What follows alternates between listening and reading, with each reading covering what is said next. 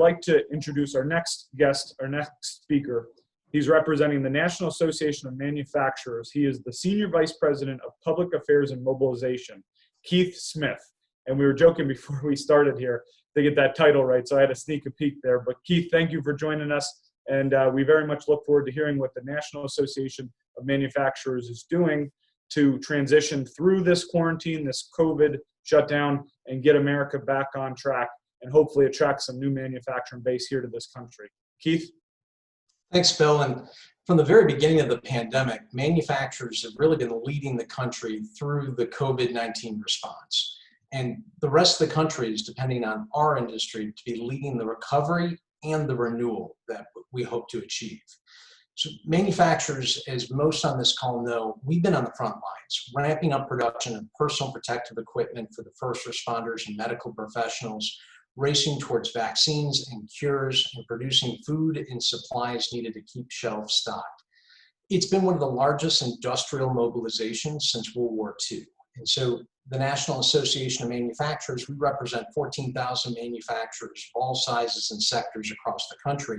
Our work over the last 13, 14, 15 weeks has really fallen into about 4 distinct buckets. First, it was getting the guidance that our members needed from the CDC and other agencies, and to be able to share best practices so that manufacturers knew what was needed to keep operations going and to keep their workforce safe. Second, making sure that state and local governments didn't shut down essential manufacturing operations because of vaguely worded orders. From the onset, we understood the ability of manufacturers of all sizes to be able to ramp up and convert their production to fill the needs for essential supplies, or be part of that supply chain that was needed for that production. We forcefully made the case that all manufacturing was essential because we knew what was possible and manufacturers could step up to the call and respond to the call. The approach that Governor Wolf took in Pennsylvania, unlike a lot of other states, created a tremendous amount of uncertainty and a lot of disruption for manufacturing operations. However, through the work of our field advocacy team, including Todd Shelton, Tim Gould, and our strong state partner, the Pennsylvania Manufacturers Association, we were able to provide assistance in helping manufacturers in Pennsylvania and their supply chains receive the necessary waivers they needed to stay open. Now, as we approach and enter into this recovery phase, we're focused on ensuring the environment that gives manufacturers a level of certainty and confidence that they need to be able to restore their operations fully. We were also instrumental in getting the government of Mexico to start backing off their attempts to shut down manufacturing in their country, which is dangerous for the North American supply chain that was really reinforced with the recent passage of the USMCA agreement. We appreciate the Congressman's strong support for that deal, making the case all over the Commonwealth, the important impact that that deal has for manufacturing workers. Third, we were focused on mobilizing production of PPE. That's now an acronym that more Americans are familiar with, but is not an unfamiliar acronym for manufacturers. We connected manufacturers that had PPE or could produce PPE with officials at FEMA, the White House, and other agencies, as well as the Wolf administration through the Department of Community and Economic Development, so that they could get that material to where it needed to go most. Many of the manufacturers who did receive waivers did so because of their capacity to manufacture PPE. This not only allowed for more production of it, but kept Pennsylvania workers employed who otherwise would have been likely laid off. And the final area of focus has been getting the right policies enacted through Congress and the administration. But manufacturers were facing pretty major headwinds right now. 3 weeks ago, the NAM released our Manufacturers Outlook Survey for the second quarter of 2020, something that we've been doing since the mid-90s. And it showed, despite a historic drop in optimism, which went down to nearly 34% of all manufacturers being optimistic, that was the lowest since the first quarter of 2009, and those challenging business conditions. But the bright spot has been the vast majority of manufacturers, 98.7%, were able to continue or only just temporarily halt their operations since the start of the pandemic. The survey also shows that manufacturers are innovating to find the solutions needed to keep businesses running and protect workers and communities. With almost 22% of manufacturers retooling to produce PPE, 67% re-engineering their processes to reflect COVID-19 safety protocols, and about 12% completely reevaluating the mission of their firms. We're seeing a true renewal in manufacturing that was spurred on by this pandemic. But when we think of the path ahead, we're looking at it in three phases: response, or recovery, and that renewal I mentioned. Response has been what we've been all living through over the last few weeks. The recovery, which we've begun, but there's more tools that we need to be truly effective in our recovery. And finally, a renewal that we hope to achieve, which will be a longer term endeavor, so that we can come out of this stronger than we were.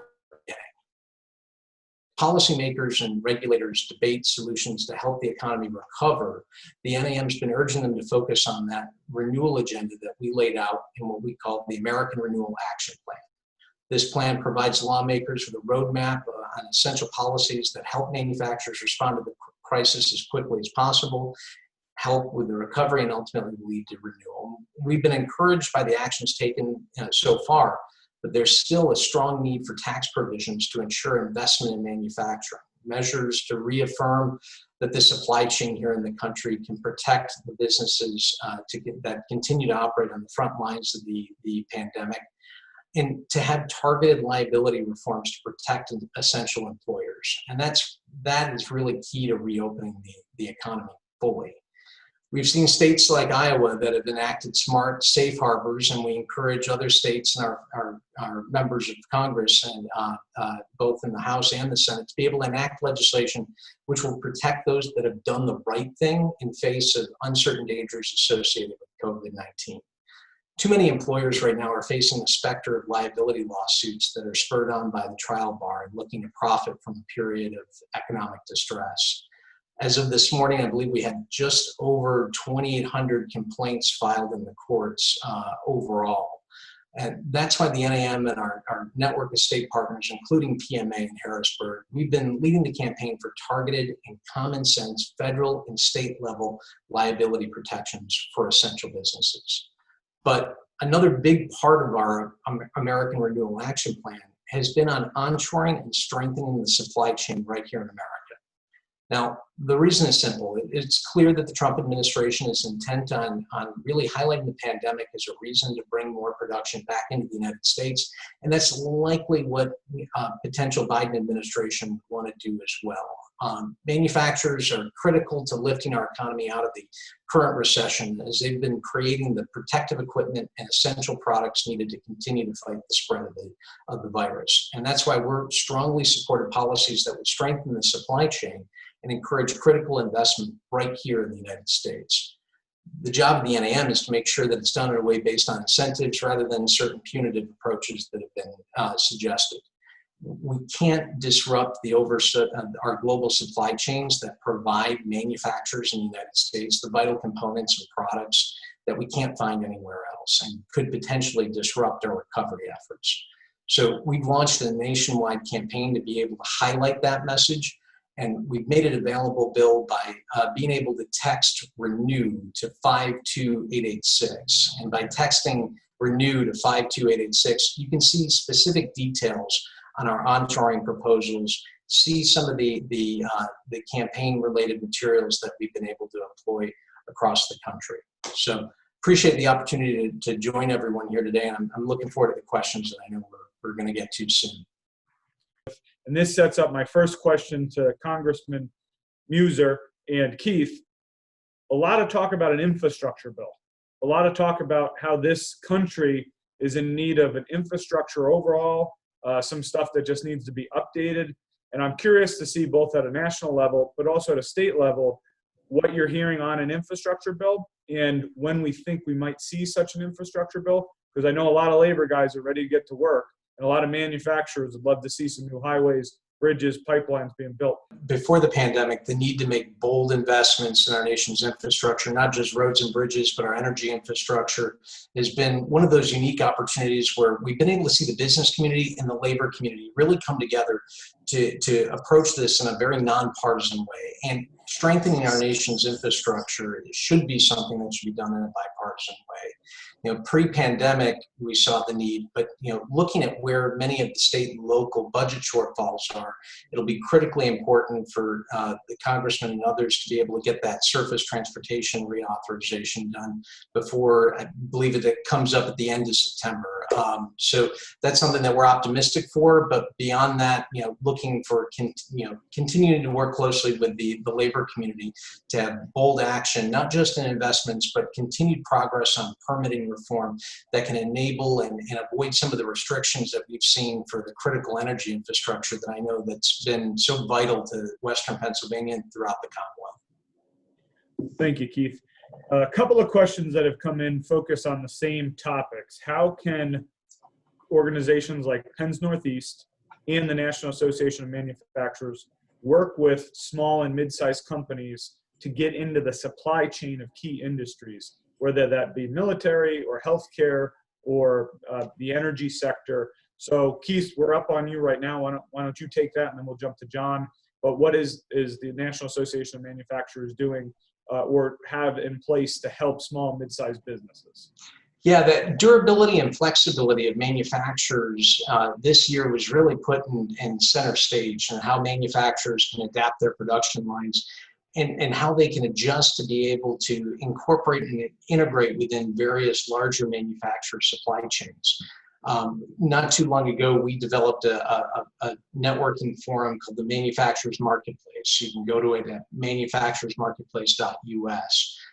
We did something different just a few weeks ago, where we created a free portal for companies to be able to go in, seek out needs that they have in the form of PPE, not just masks, but gloves, goggles, face shields, making that free and accessible to be able to connect them with suppliers that can be able to meet those needs.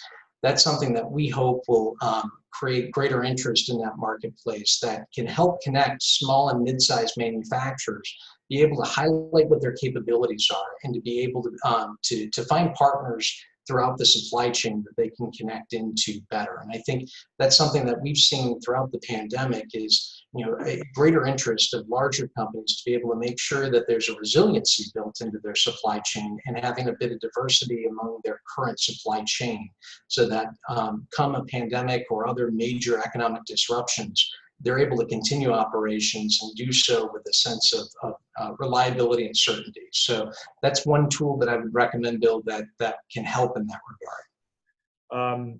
Up in our district, Susquehanna County, just north of you, next week, the Susquehanna County Career and Technology Center is going to be opening a CDL school.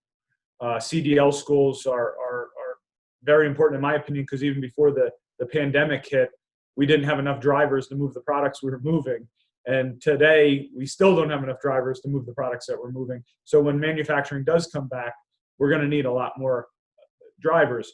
But more so to the career and technical side of things, what's being done at, say, the federal level to invest in career and technology centers, whether they be a CDL school or just welding, advanced manufacturing.